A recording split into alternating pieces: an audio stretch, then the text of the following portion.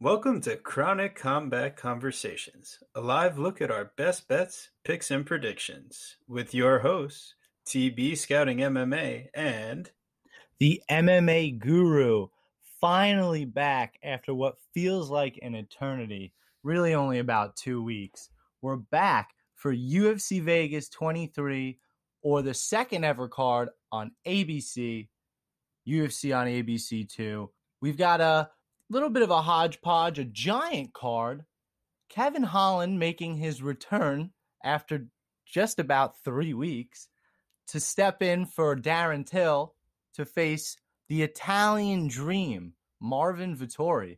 And I'm certainly excited to see Marvin Vettori fight. What about you? are we getting Loudmouth or Trailblazer? And it seems like this might be the week of the Trailblazer. We got Kevin Holland coming in, and I think it could at least be a very entertaining fight no matter what happens here. From an entertainment standpoint, this card is certainly jam-packed. There's a lot of matchups I'm really excited to see.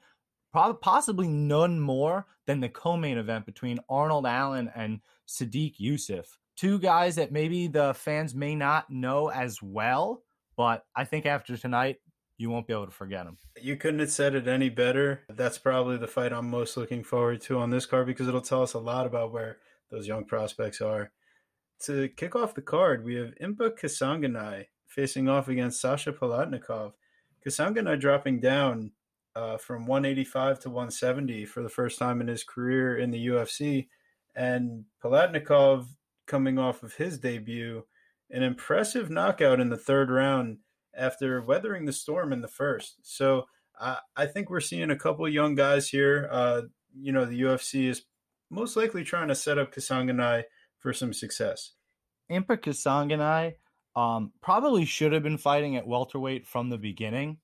So I think that's an interesting thing to see on weigh-in day, to see really how he looks. I expect him to look shredded, and I expect him to make weight successfully. Sasha came in on his UFC debut as a plus 400 underdog and surprised everybody, shooting for takedowns and really showing other levels to his game. What we did see from Sasha is that he has a good chin.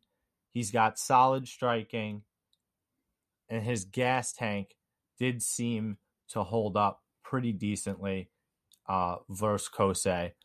Kosei, on the other hand, in that fight, completely gassed. So you'd have to wonder if somebody could really keep the pace and keep the pressure on Sasha if he wouldn't just completely melt. I do like Impa here. Impa apparently, while with all that physique, has never really gotten a finish, at least by knockout anyway.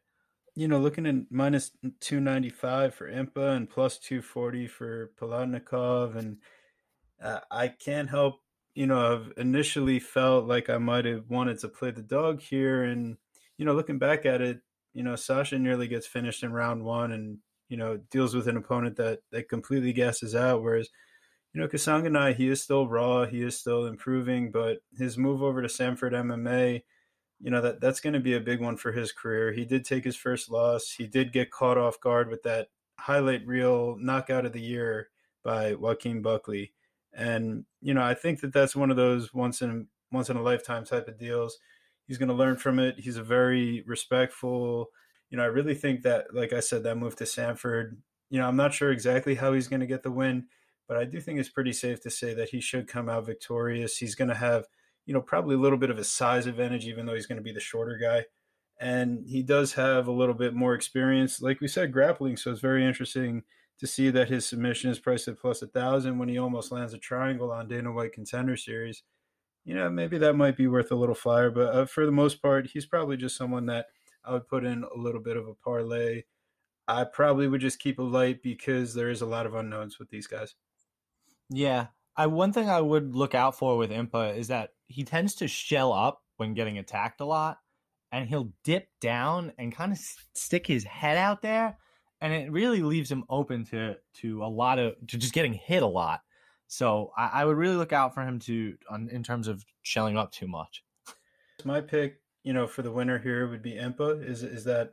Unfortunately, I can't find myself on Sasha. I don't think he does it as a dog again here. I do lean Impa, and I lean by decision. Yeah, and that's solid at minus 110. We have our next fight, which is another couple young prospects here. Daun Jung versus William Knight. Thick Willie, as as many like to call him. Thick But Willie. I mean, he is one of the strongest people you've ever seen in the UFC, just as far as like his build compared to the other guys around him. And, you know, he has given up 6 inches of height here. He's given up 5.5 inches of reach. We're going to see, you know, this Dana White Contender Series, developmental deal guy coming up. And Jung, is he aggressive enough to really find a finish before he finds himself on the mat? I don't think so. He will need the finish, Young. Young will need to keep it standing. He's a striker. He relies on his strikes. He does tend to keep his hands kind of low. He has fight-changing power, mind you. So watch out for that. William Knight could get clipped. Young himself kind of keeps his head on the center line, uses feints, but doesn't really have enough strikes behind it and can be kind of tentative. He's a very wide stance, and he tends to plant very heavy on his lead leg, so can be very open to the kicks. I see Knight taking it to the ground, and if Knight can get it to the ground, he's going to punish him and control him there. So the way I do see this fight, I like the over 1.5 minus 158. Or if you want to get a little greasy, you can do the fight to start round 3 plus 120. I do lean Knight, so Knight plus 115. Or if you really want to get super spicy, I don't know if I'm taking all your thunder here, but Knight by decision plus 500 is like one hot tamale. That's not too bad of an idea. You know, William Knight's got some cardio. He's not, you know, someone that's going to push the pace the entire time, but he's someone that knows how to manage his gas tank. So if you have one of those two skills, you can last 3 rounds with, you know, a decent amount at the end. And I think he really takes advantage of his wrestling. He's a high school state champion. He's someone that, you know, might look like, oh, he's just going to muscle you around, but he gets the wrist control. You know, he's able to get sweeps and trips, and he's got good head placement. He goes for some crazy flying knees in the clinch and some stuff. And, you know, sometimes he could get a little wild. You know, we saw Nchukwi knock him out. That was his only career loss. Jung really didn't impress me that much against Alvey, nor against, you know, he knocked down Mike Rodriguez, and damn, you know, that's not looking as impressive at this point. You know, Kadisa Ibragimov, you know, that's not looking as impressive at this point. So I get that he's also young and improving. He's going to have a big height and reach advantage. But yeah, you're right. Let's go with Knight. I'm probably just going to play a straight up money line there because I can't find a prop I really fell in love with. So I'm going to take the underdog there. Dude, Dong Jung has a fight against somebody. It's his only fight ever. The guy's name is Hulk. That's all Tapology says. Hulk. That's the guy's name. That's one of his wins in 2017. A win over a guy named Hulk, who only had one fight, and it was that loss to him. If we go digging deep on Knight's record, he has a loss to a win against Jorgen De Castro in an amateur fight, and Matthew Semmelsberger, same. But then he lost to Jorgen De Castro in a Muay Thai bout. Right. So weird. So he's not allowed to wrestle, and you can see he could deal with some trouble on the feet. You know, at the end of it, let's get a nice underdog here. Young lost to Rocky Martinez in lost to Rocky Martinez. Wow. That's very interesting. So let's leave it at that. We got a lot more to move on to. This next fight, Luis Saldana versus Jordan Griffin. I don't really have that great of a read here. I really thought that I might want to play Griffin, but you know, Saldana is going to be, you know, very much more skilled here. He did face a pretty weak opponent on Contender Series and did take him till the 3rd round to put him away. But I don't know that Griffin is really going to have enough here. Griffin is somebody that generally I'd like to look to fade. And then in this spot, it's like, oh, back up against the wall. You know, this is a career definer. I'd like to see Jordan Griffin grind Saldana. If this is a kickboxing fight, I think it's very safe to say that Griffin does not win the fight. So you'd like to see Griffin, pressure Saldana up against the cage, take him down, maybe fish for a submission. I think that's a perfect world. I don't know. I don't know where that Jordan Griffin is.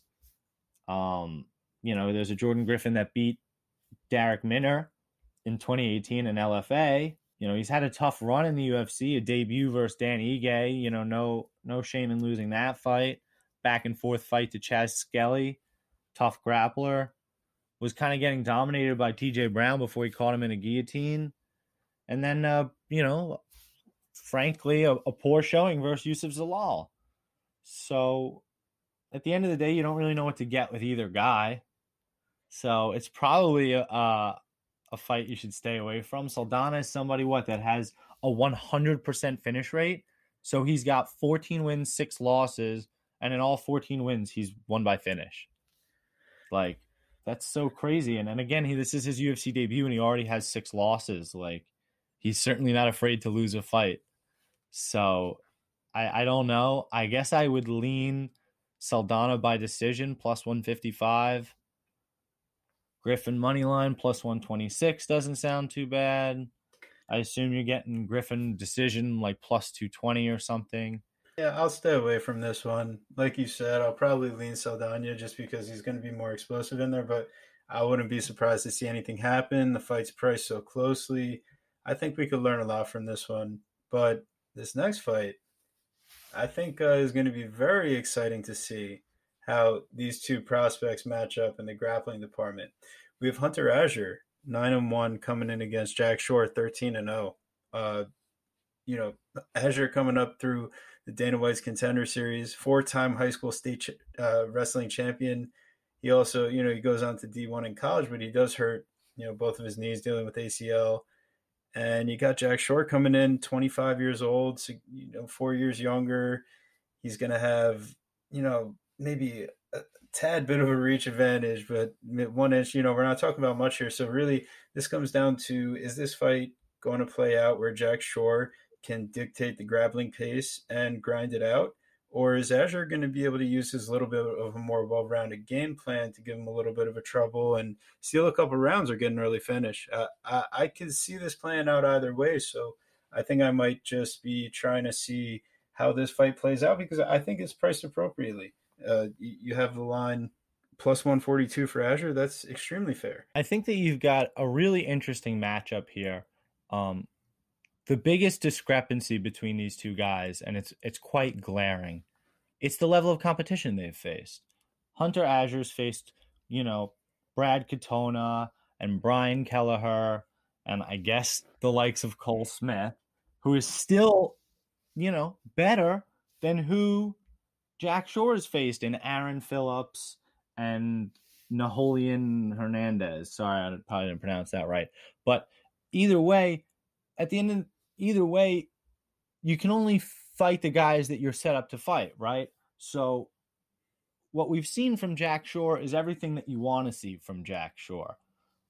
He's a decent striker. He does get hit a little more than you'd like, but he's got a solid chin. He knows where he wants to be in the cage. He's got a strong game plan. He does shoot for open cage takedowns and doesn't get them as well as his up against the cage takedowns where he's like lethal. And the thing is I do see Azure being Jack Shore's toughest test up until this point. But I think that Azure is malleable to other fighters' game plans. And I do see Jack Shore weathering the storm, pushing Azure against the cage, eventually, at some point, getting this fight to the ground. If you end up betting on Shore, don't sweat if he loses round 1 because it is a possibility. The bet I've seen, I think, with the most value, I saw Jack Shore round 3 or decision plus 165.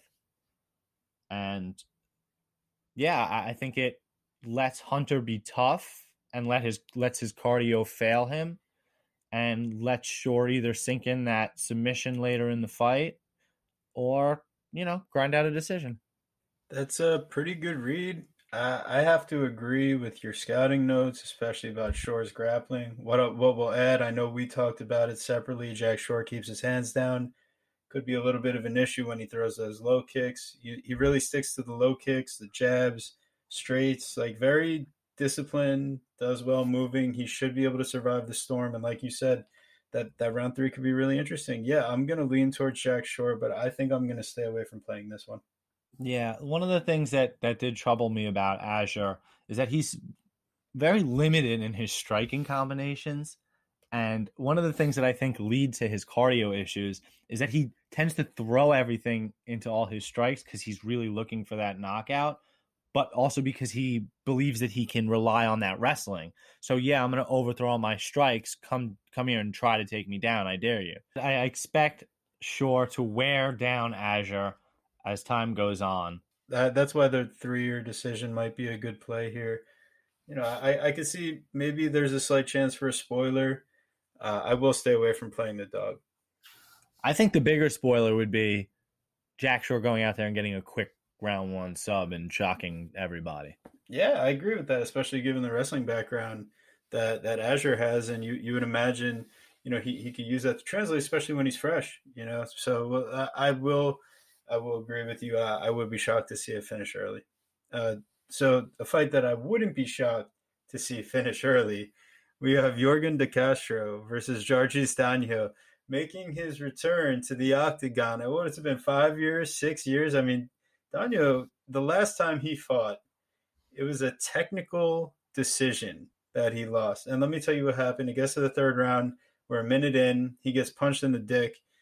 And simple as that, like you've seen guys like take their time, like recover.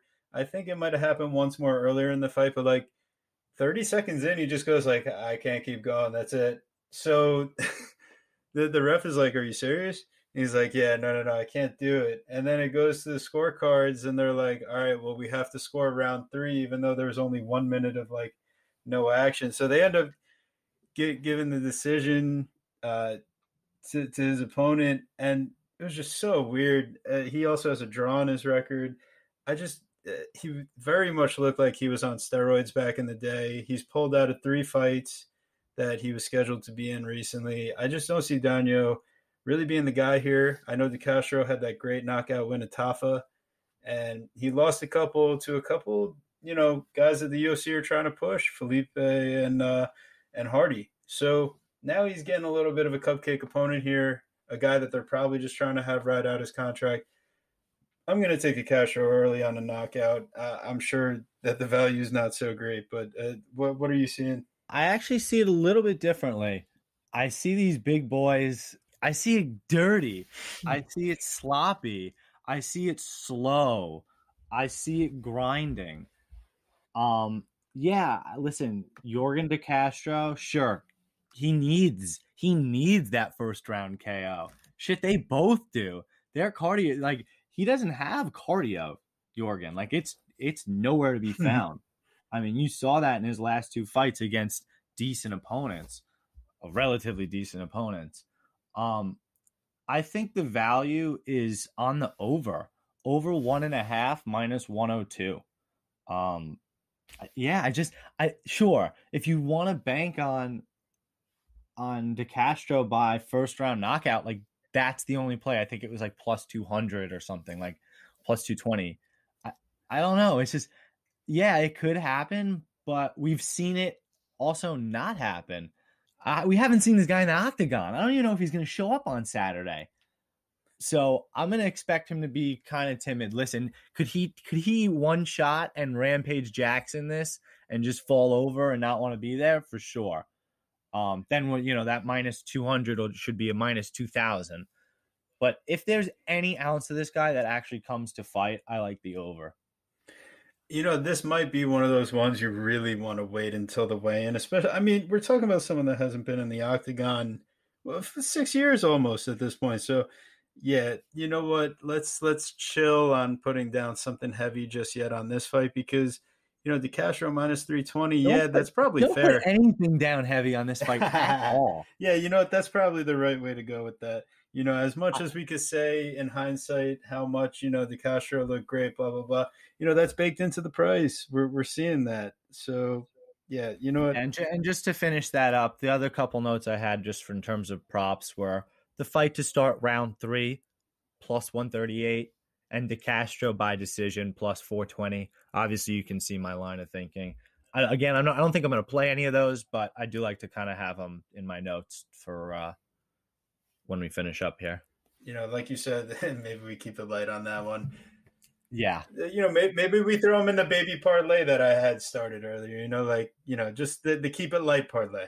you can't trust them. Jorgen De Castro would happily shit in your apple pie tomorrow. If you had to tell me on Sunday that Jargis Donho just got his first UFC win ever, like it's in 5 years being with the promotion, would you be that surprised at how this year has went?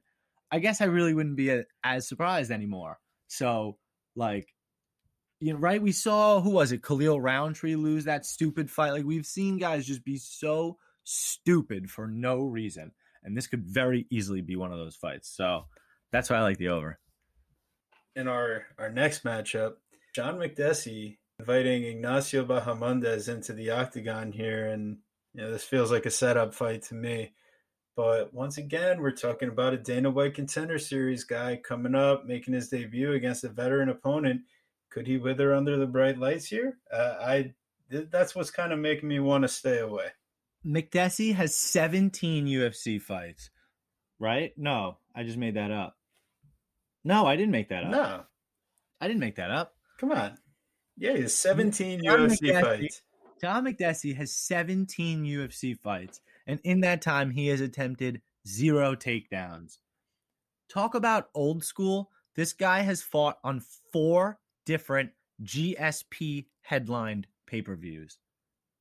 This guy is old school. He hasn't won a decent fight in a while. Sure, he beat Jesus Pineda, but where's Jesus Pineda? Not in the UFC. I don't see it. The only times he's had steps up in competition, you've seen him lose. Alan Patrick, Donald Cerrone broke his jaw in one of the most lopsided fights you're ever going to see. Yancy Medeiros beat him by split decision, and Lando Matter wheel kicked him by round 1 KO finish. Bahamondes, one of those Dana White Contender Series guys, had an unbelievable front kick knockout. One of the really good highlights of the Dana White Contender Series last summer. He switches stances pretty seamlessly. He's got great transitions and angles, really solid high kicks, front kicks, axe kicks, question mark kicks. He likes to throw his damn kicks. I do see Bahamondes throwing a lot and trying to control the pace. You've seen McDessie kind of stay from a distance, he's got a very good technical, like, defensive stance where he keeps his hands. He likes to, again, defend and then try to pick apart from the outside and kind of like point fight, except now he doesn't really have the output anymore. I don't know where McDessie is in his career. He looked terrible in the Trinaldo fight. I think it's time for Bahamondes to put him down. It's just a matter of whether he will or not. The reasons why you would want to pick McDessie, he's been around, he has all the experience, but like we say, he's old school. I mean, he's 5'8" and Bahamondes is 6'3". That a 7-inch reach advantage to add on top of that, and a 12-year age discrepancy. And you got to figure the quickness advantage as well. Like you said, we're not going to see a takedown out of McDessie. So if you want my straight pick here, it's Bahamondes. But yeah, I mean, you're honestly paying the price for it because, it seems like the odds makers are onto it here. Minus 196. Yeah, that's pretty respectable. I think that's probably about how often he wins here. So I've got a pretty strong feeling here in terms of a play. I guess I could get bit in the ass if McDessie doesn't come out and perform at all. but I like the over 2.5 minus 158. If McDessie wins, it's by decision. He has no chance to finish anybody. Let's just be honest. And Bahamondes, again, maybe he could get another crazy front kick finish, but I don't know. We've seen that the only guys to really finish McDessie are, top 15 guys. I don't think Bahamondes, at least at this stage, is a top 15 guy. So I really like the over 2.5 minus 158. I'm actually going to be parlaying it to something later that I'll bring up when we approach it. Otherwise, Bahamondes by decision plus 170. Even Bahamondes at the money line where it is right now, sub minus 200. If you can get sub minus 200, why not? I don't know. I do think that Bahamondes gets it done. At the end of the day, I could end up looking with egg on my face because let's be real, this is the lower level MMA. As much as we love the UFC and as much as it is the elite promotion of all the promotions, this is still lower level MMA. Way better than I'll ever participate in or could ever dream of participating in, but lower level nonetheless. So let's get along to our next fight. We have Norma Dumont facing a debutante, Erin Blanchfield. Now, it's actually funny because Blanchfield's been fighting for a very long time. They both have jiu-jitsu purple belts. Blanchfield's been training since 7 years old. She's been kickboxing and grappling since 12, in tournaments and stuff.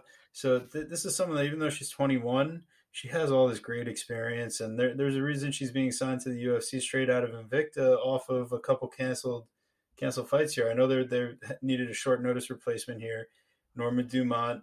I see this as a very interesting underdog spot here because we saw Dumont really beat up on someone, Ashley Evans Smith, but when she wasn't able to get the early takedown on Megan Anderson, I know that she had a rough weight cut. We saw Dumont just gas out, and then in that next fight against Evan Smith, she was conserving all of her energy all fight. She could have really poured it on and gotten a finish at some point, but I really felt like she was holding back. And I think Blanchfield going up a little bit of weight for her debut at 135. I think, she's going to be able to grapple a little bit more efficiently now. She has energy all throughout the fight. I really think we could see an underdog spot. Wow. I support your confidence. I like it. This is a pass for me. I don't really see anything of value. Obviously, I do think that the money line's a little overblown in terms of, trying to play the favorite straight up. I am concerned Erin Blanchfield's camp, letting her or pushing her to take this step up on short notice, up a weight class, against a fighter who's naturally at this 135 weight division. One thing I saw was interesting. Blanchfield, like you mentioned, has the huge jiu-jitsu background. Blanchfield by sub plus 1,700. I mean, that's like ridiculous to me since she's obviously good at jiu-jitsu. But, I don't even think she has a jiu-jitsu. Does she even have a submission win? She's got one. Right. So let me just tell you, watching her one loss against Tracy Cortez, split decision, she spends the entire first round almost locking up an armbar, and one judge gives her the first round, and two judges give Cortez the first round because, Cortez goes out there, probably wins the second after that. But, I mean, Blanchfield put it on her in the third round, was in all these dangerous positions and nearly had her finished.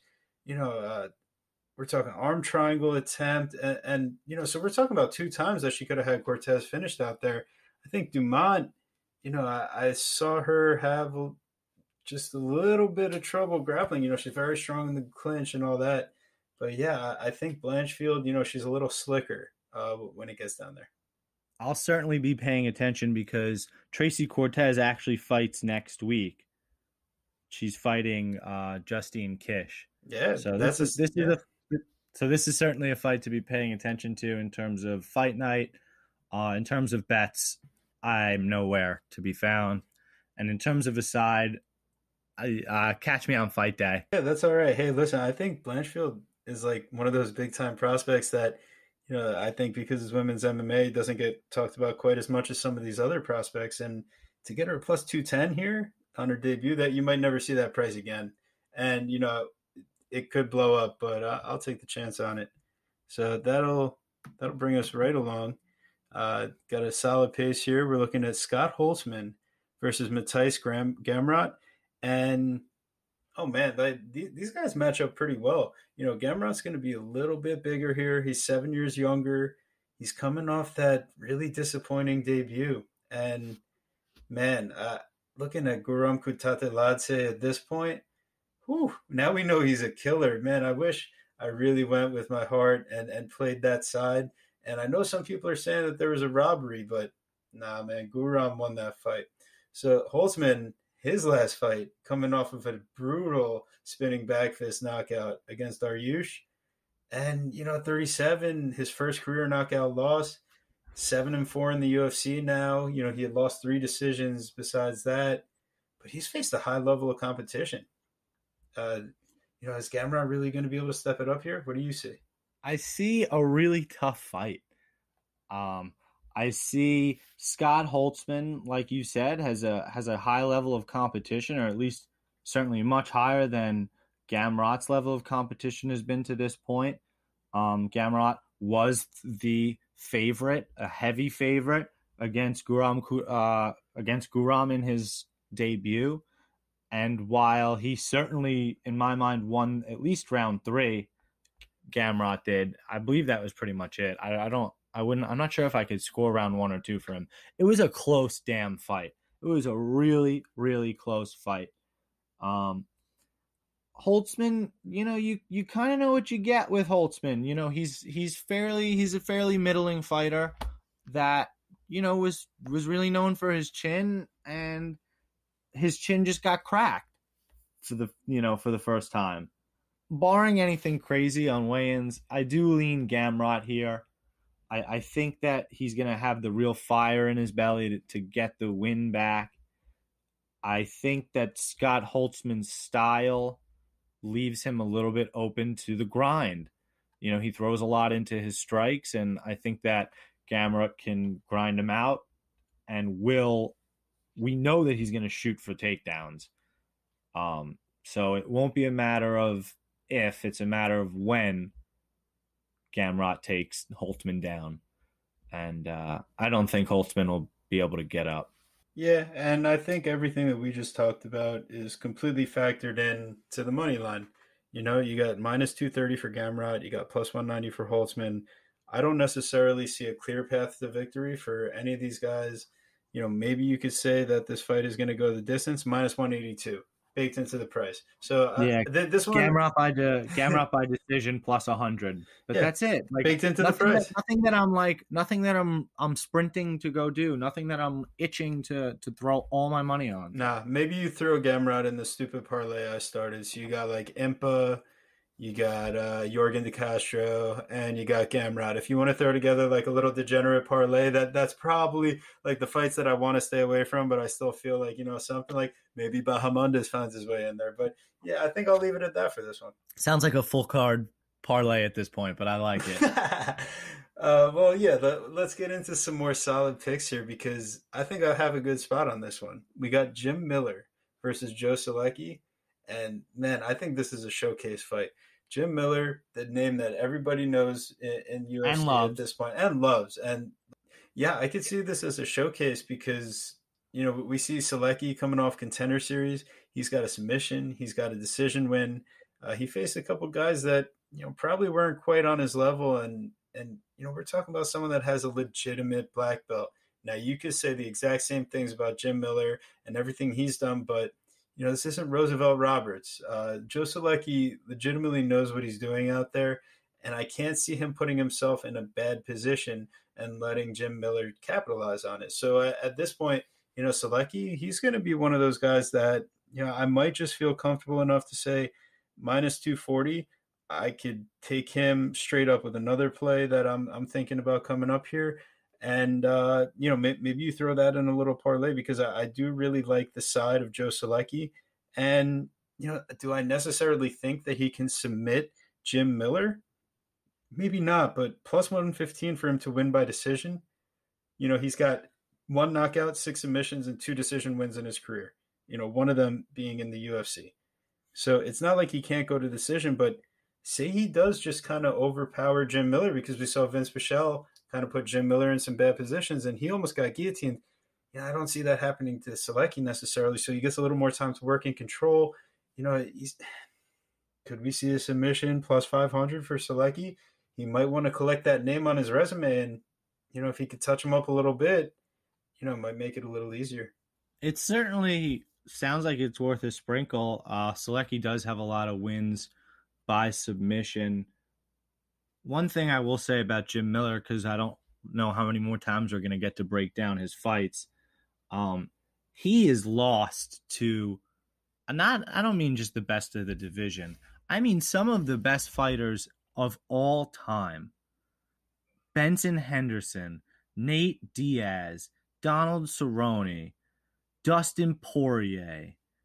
You know what I mean? I mean, let's throw Anthony Pettis, Dan Hooker, and Charles Oliveira in there. I mean, he has lost to just some of the best guys ever. He always comes out to fight. He's the UFC leader in win bonuses and in finishes, in submissions, and submissions in the division. I mean, he is just a complete trailblazer. That being said, I do expect Joe Selecki to come take his lunch money. So, without being too ceremonious, Selecki is the other part of that parlay with the under 2.5 in, with the over 2.5 in the Bahamondes fight. Okay.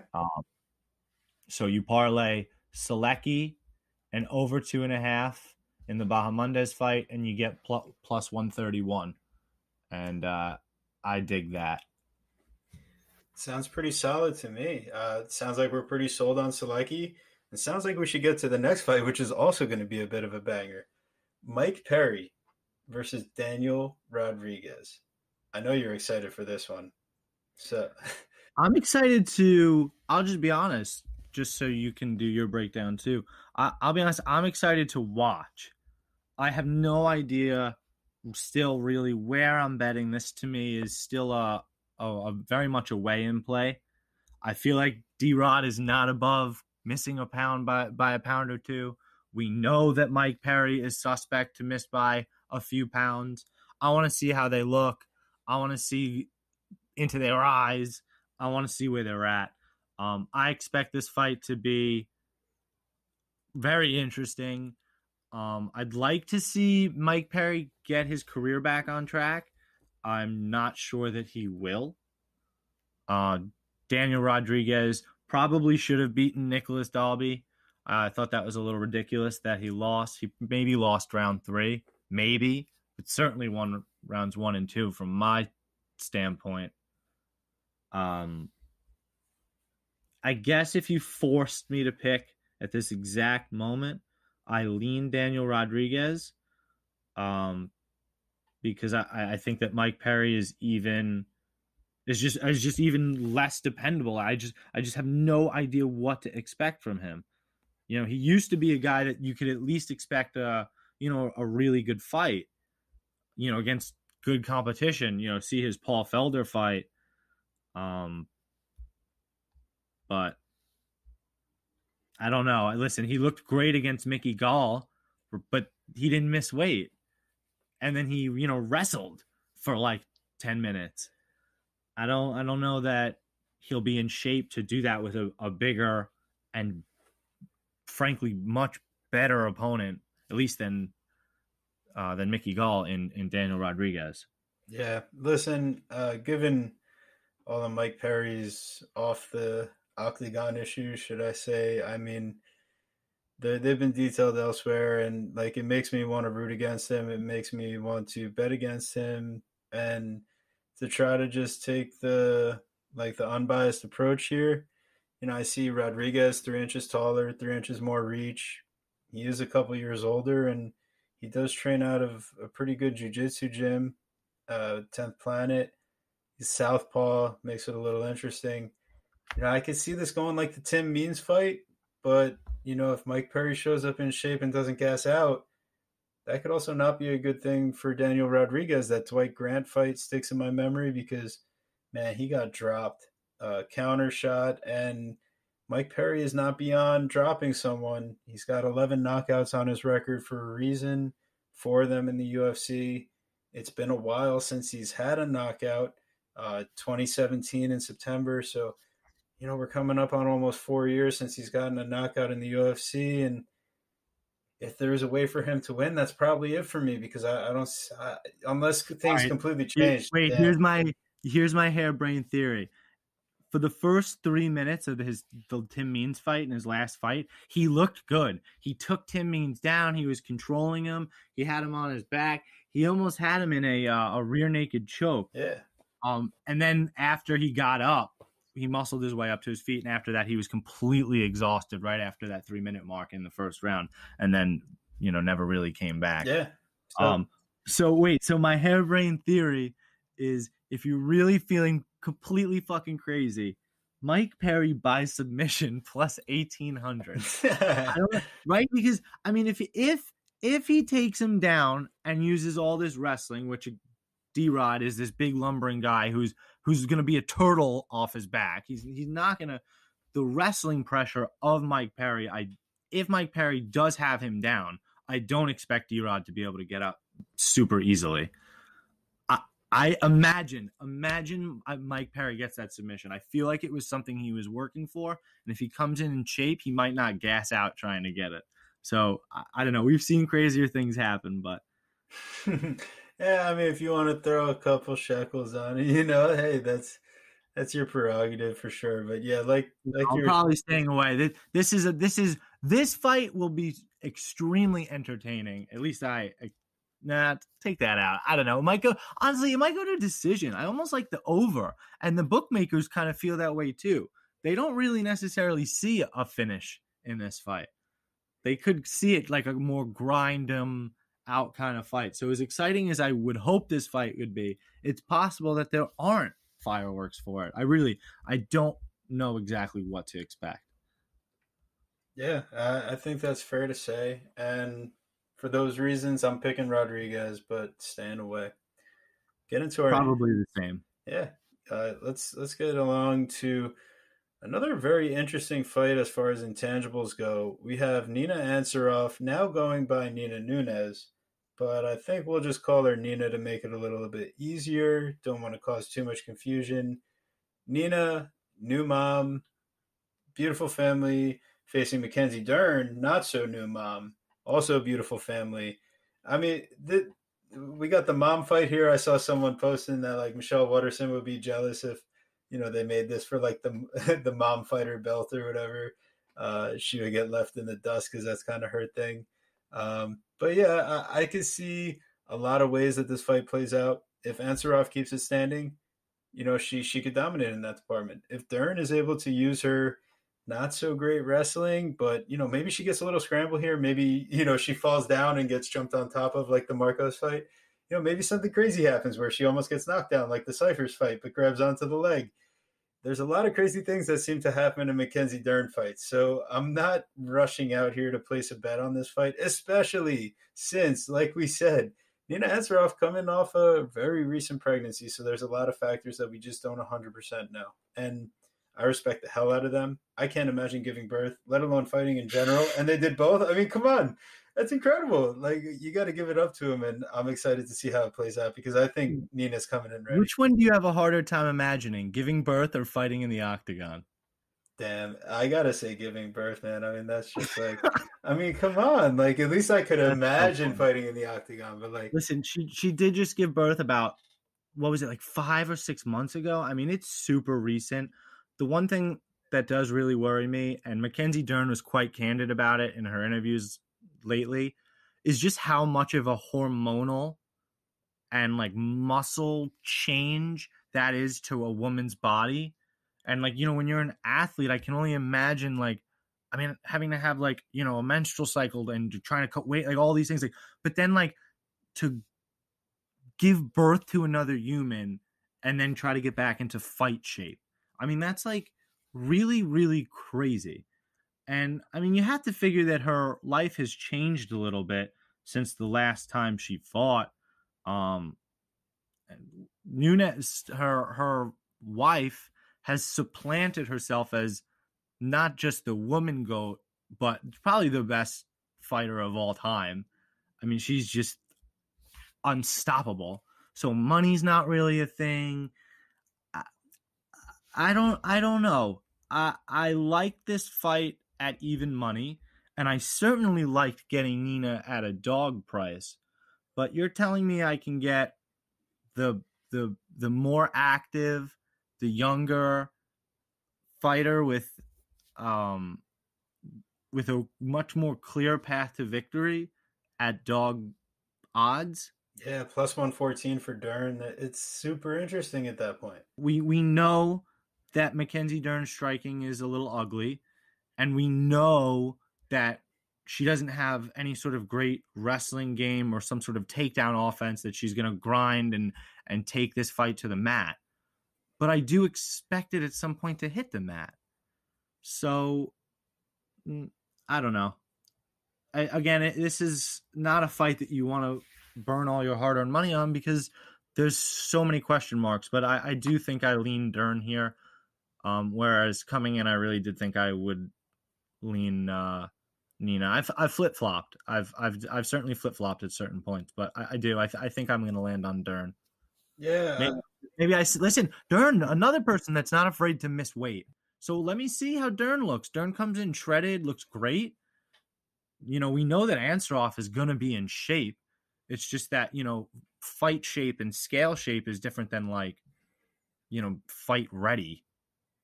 Yeah. I don't feel comfortable placing a bet on this fight, but if you were going to go for a method and you're saying Mackenzie Dern submission is plus 300, and that's her most likely path to victory. I don't see her doing well in the stand-up. I know some people are saying her stand-up is like seriously improving, and I just see like really looping strikes and chin straight up in the air, and she's just waiting to get touched so that she can maybe clinch up and fail at a takedown like she normally does. So I'm not running out to bet Dern myself. Yeah, listen, Nina has 3 UFC losses, none of which are by finish. Yeah. And we just saw Dern go the distance with Jandirobe. There's a million ways to slice this fight. Pass. Stay away. Pass. I mean, but maybe we Dern. have a fun one next. Maybe Dern money line, but pass. Yeah. No, but hey, we got a fun one next because we got Miley Cyrus's, boy toy, and we got the smiling parlor boy. So we got Sam Alvey versus Julian Marquez, the Cuban Missile Crisis, versus Smiling Sam. This is going to be a fun fight as far as entertainment value goes. It could just end up looking like two drunk guys fighting at the bar. It could be a grapple fest. It could be a slobber knocker. It could be an early finish. It could go the distance. I think that the variables are so high in this fight because it's just going to be a couple guys really going out there and swinging. Alvey is a little hesitant at times, so I think he could be more on the back foot, whereas Marquez might try to dictate some of the pressure here. I think Marquez is going to have the better gas tank, but that doesn't mean Alvey really has bad cardio. I can see this playing out maybe a little bit closer than the line dictates, but at the same time, Alvey's on a horrible run here. Yeah, that's putting it, I think, even politely. He's on a really terrible run. Even his wins are, in my opinions, like they are almost losses. They don't even count. Gian the Meatball Volante, a split decision, and then Marcin Prachnio knockout. I mean, I think a slight breeze knocks that guy out. So, yeah. And then other than that, he has 4 straight losses and the draw to Da Jung, where he probably won those first 2 rounds and then lost the third one 10-8. So I actually like the normalized draws. So I actually like the call there. That is one of your favorite sayings. I always hear the normalized draws after real close fights. Definitely. Yeah, but yeah, once again, you're right here. Now things get really interesting when you see that Julian Marquez by sub is still plus 750. I know I cashed out huge last time on that, and he almost got the sub in all 3 rounds against Pitolo. He had front chokes locked up. So if you think you could hurt Sam Alvey goes to shoot for a takedown, whatever, like he locks up that front choke. Yeah, I mean, plus 750 again. It's like they didn't learn from the last time. That's where I find like an interesting little prop play, perhaps. But maybe you would just add Marquez to the crazy degenerate parlay. Yeah, listen, Sam Alvey, of his 14 professional losses, 11 of them are by decision. So if you like Marquez as the better fighter, why not just play Marquez by decision plus 300? Yeah, that's you being smarter than I am at the moment. I'm chasing my last bet. That cash out was so sweet. Almost at the end of the third round, he scoops up Yeah, the that was Tolo for sick. the third time. Like, oh man, I remember jumping around celebrating that one. That was great. One thing I will say to everybody, while I do think that we're probably both going to be on Marquez here, one way to save your money, one way to play both sides, one way to be careful.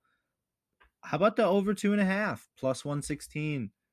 Fight to go the distance plus 132. Let's just see, fight to start.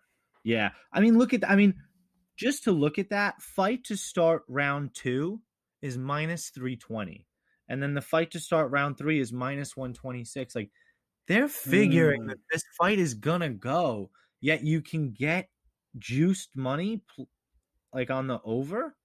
That's a little bit of a discrepancy. And yeah, like your perfect lead in is, would you be surprised if Marquez got a finish in the first round? Or again, like if Marquez maybe just has a bad weight cut and Alvey somehow gets a free KO. I mean, shit, nothing surprises us anymore. Not in this sport, not this year, So that being said, I do. I mean, over 2.5 plus 116. I don't think that's the craziest bet in the world. Nah, not the worst idea. And let's get on to this fight that we were so excited Yeah. about because, oh man, Sadiq Yusuf versus Arnold Allen. Man, if you told me that Vettori's fight was going to be canceled and this got made into the main event, like I know some of the other fans, that are looking for the Italian dream would have been really disappointed. But like, oh man, this is such a good fight. And if it could have been 5 rounds, wow, I think we could really learn a lot about both these guys. Both undefeated in the UFC. Both have one career loss. Oh man, Yeah, I mean this co-main event is certainly the die-hard MMA fans' main event. I mean, this is the best fight on the card. yeah, and it's priced just about accordingly, but I can see the line kind of leaning the way that I'm leaning. I came in a little bit hesitant to want to pull the trigger on Yusuf. Think he might be a little overhyped, but I came out of tape. I mean, this guy's got an elite jab, straight right. His leg kicks are heavy. He's got this crazy Kimura that he uses to reverse position on Feely in his last fight. And when you see him get on and top mount and get real control and cut through the guard, it's really impressive to see the type of work that he's been putting in the grappling. I don't see him necessarily getting a takedown himself, but I do, kind of see, maybe some clinch situations, maybe a trip, maybe a caught kick. Allen's going to be moving around a lot. He's got that side to side, stays on the edge, likes to use his distance with the straight punches, fluid movement. And as we've seen before, he's got the good cardio, and you could come up clutch in round 3. I think that's a great breakdown. This fight's really interesting for a multitude of reasons. These guys, I think, are very similar in a lot of ways. Allen has that, regional boxing championship background at least as an amateur anyway. Sadiq has those ridiculously powerful leg kicks, super sharp, technical, quick. I can see why, I think the line, this is the biggest problem. The line is priced, I think, exactly right. I do. I think that it's super fair. Yeah, minus 152 for Yusuf and plus 128 for Allen, just to give a reference. I think those are extremely fair. Yeah, I mean, I was hoping that you'd help me maybe zone in my thoughts, but I'm not sure. This is where I end up on the fight overall. After I give a little intro and let you know kind of what both guys do well, The one thing I didn't really love from Allen is that he gives up control time and he gives up, positioning and he gives up momentum a lot of the time, I feel. He's willing to fight close. You definitely saw that throughout a lot of his fights, even like in his UFC debut, for example. Like he's getting, out grappled for like a round and a half, and he just catches the guy in a guillotine. Um, Yeah. it's just the stuff like that where where he's able to just kind of will and find a way to win. It's kind of what's made him so exciting, and it's why he's had such a successful UFC career up to this point. Um, his capstone fight being the Gilbert Melendez fight. That being said, it was Gilbert Melendez's retirement fight, and I not much to discern from that.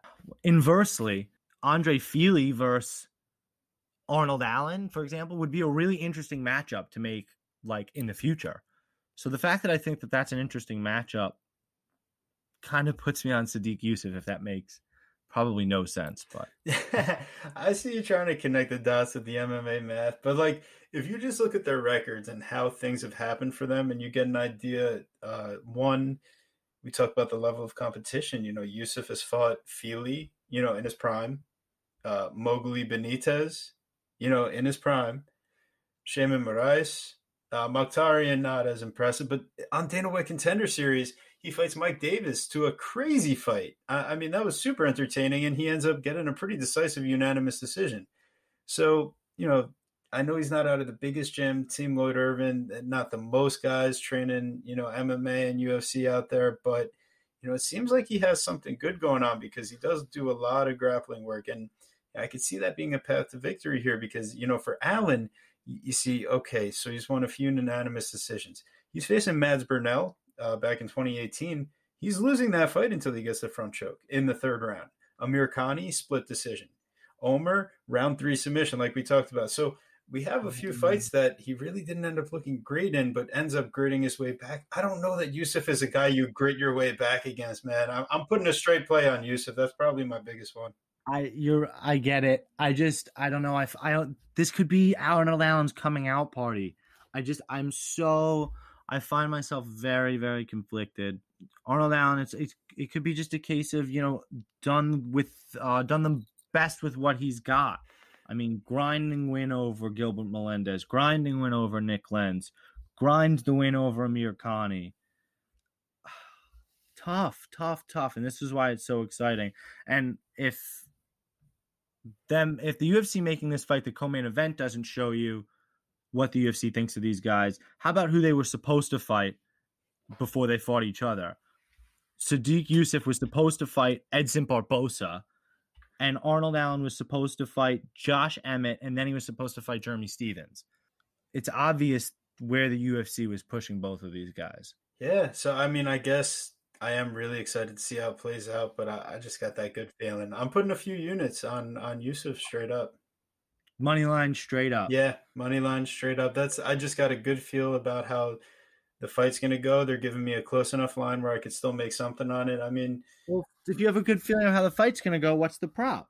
Allen's chin is fresh, so even though we could see him get hurt a decent amount, yeah, I'm not so quick to jump on the knockout, even though it's at plus 340 and the points are plus 155.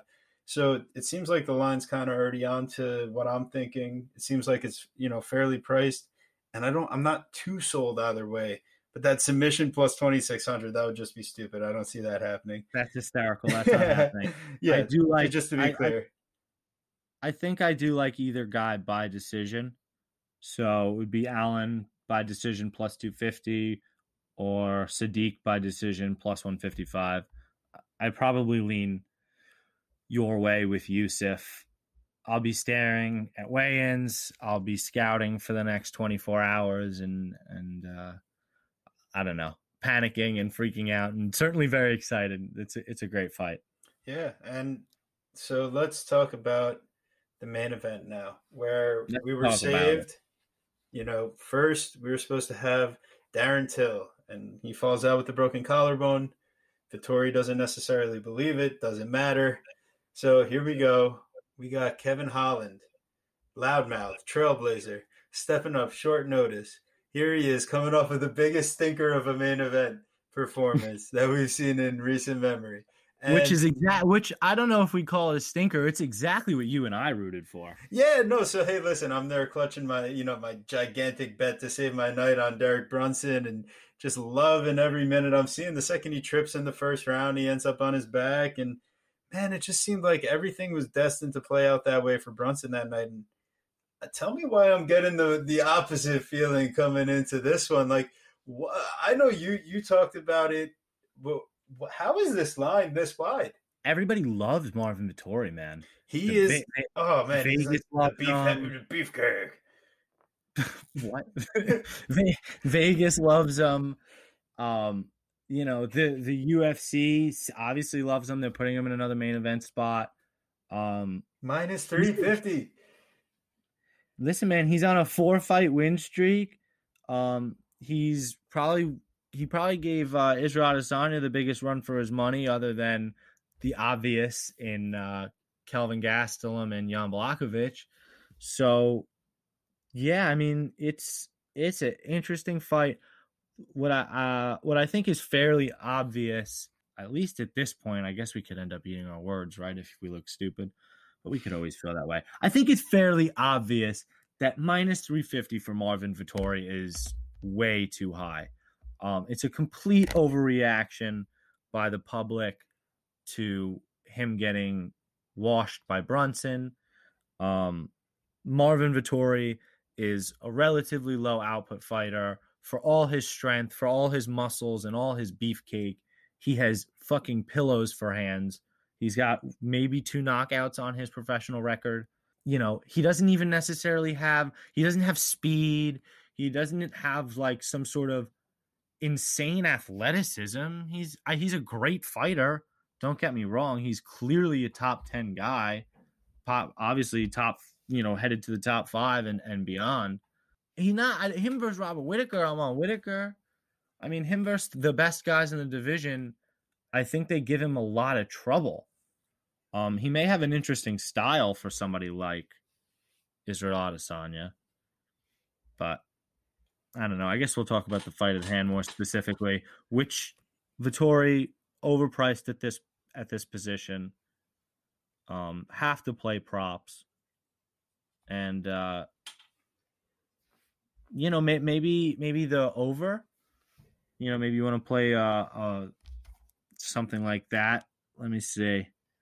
I didn't get to look at this one. Yeah, Sorry. so I mean, listen, I might be crazy here. I'll put it out, but I just keep getting this feeling, man. Like Kevin Holland is everybody's favorite fighter. He puts up like, oh man, the terrible performance. I understand, like talking, get everyone all mad. But listen, there's a reason he was put in that position in the first place. He's got really good distance striking when he's not overcommitting. And, he did look really good defensively in keeping, Brunson from being able to finish him on the ground, maintaining before he took too much damage. He's able to, lock him up. A couple elbows in there, not great. I just don't see Vettori having the same cardio to be able to grind him out for that type of fight. He needs an early finish, I think, if he wants a finish. The later it goes, the more likely, obviously, we're getting a decision. That's just how it is. But really, I think I'm playing Kevin Holland. That's crazy. I love it. I don't know. Listen, I don't see Marvin Vettori getting the submission, which is what the odds makers predict his most probable chance of, at least by finish, would be. Marvin by decision at plus 195 is certainly an interesting play. I cannot hate you for taking the stab on Kevin Holland. I mean, Kevin Holland has nothing to lose. The weight cut won't be the issue. The damage from the last fight shouldn't be the issue.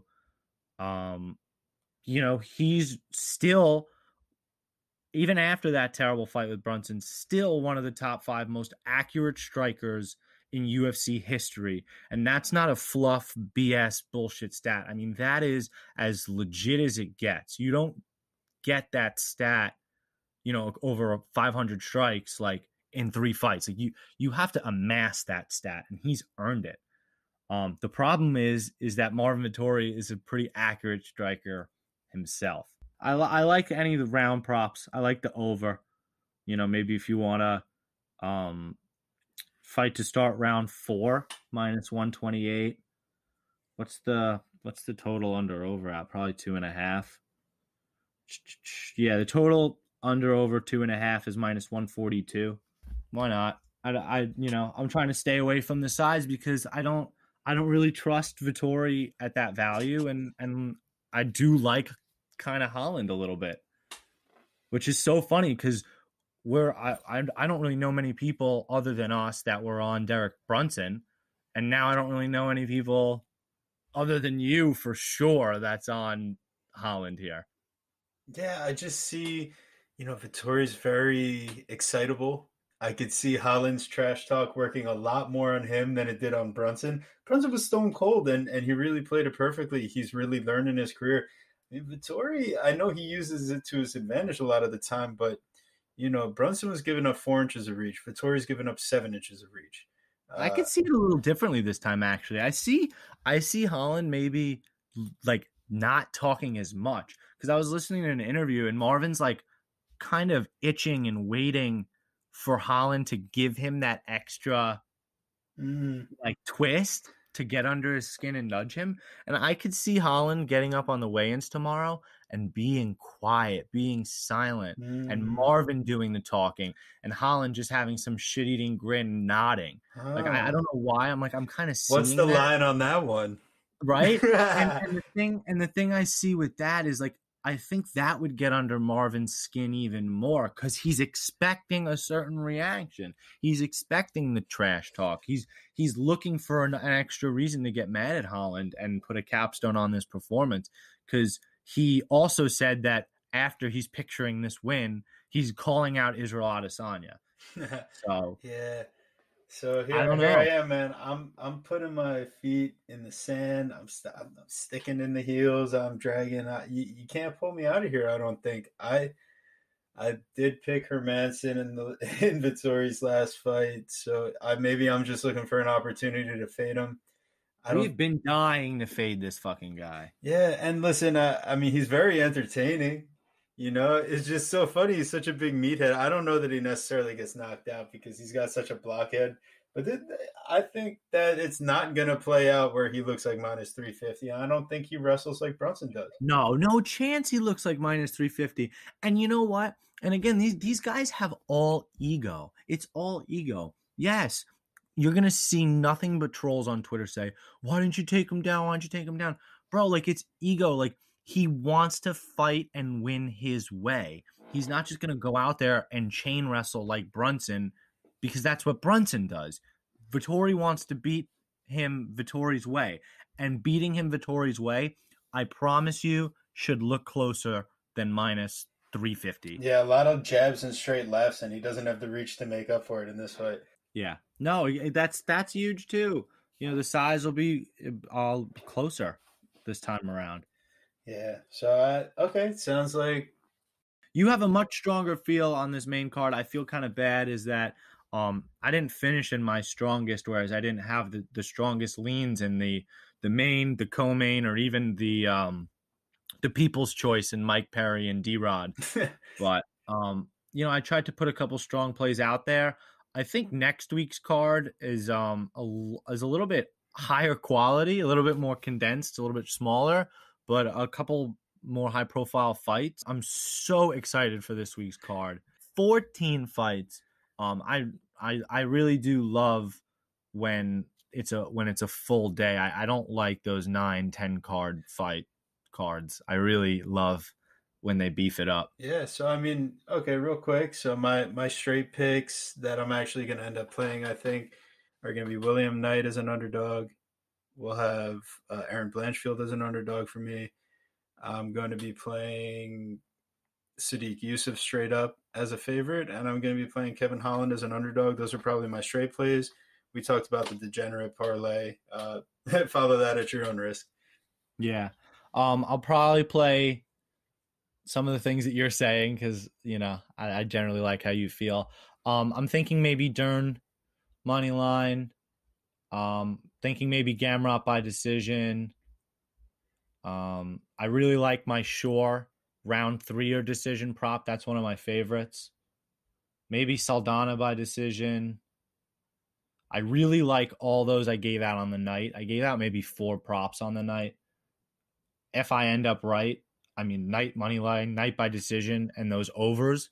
I mean, if those all cash, I mean, that could be a monster play. Oh, and of course my parlay of over 2.5 McDessie and Bahamundes parlayed with Selecki.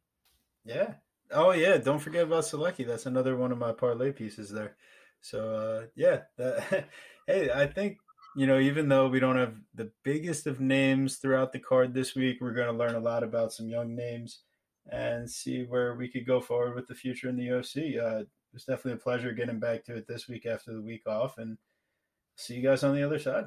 Yeah, listen, the second ever UFC card on ABC, the first ever UFC card with the new Venom apparel. I'm certainly excited to see how that looks. Noon Eastern time, 9 a.m. Pacific time start. So make sure you have your coffee, your Red Bull, your mimosas ready to rock. Thanks so much for tuning in with us. Please make sure you subscribe to our YouTube channel, like our videos, give us some comments and some feedback. Please subscribe to us on Apple Podcasts as well as Google Podcasts. Give us a 5-star rating. Follow us at Chronic Combat on Twitter and at Chronic Combat Conversations on Instagram. You can follow my esteemed co-host, TB Scouting MMA, on Instagram, Twitter, Verdict, and Tapology. And for now, you can follow me, the_MMA Guru, on Instagram, Twitter, Verdict, and Tapology. Thank you guys so much again for tuning in, and we'll check you next week.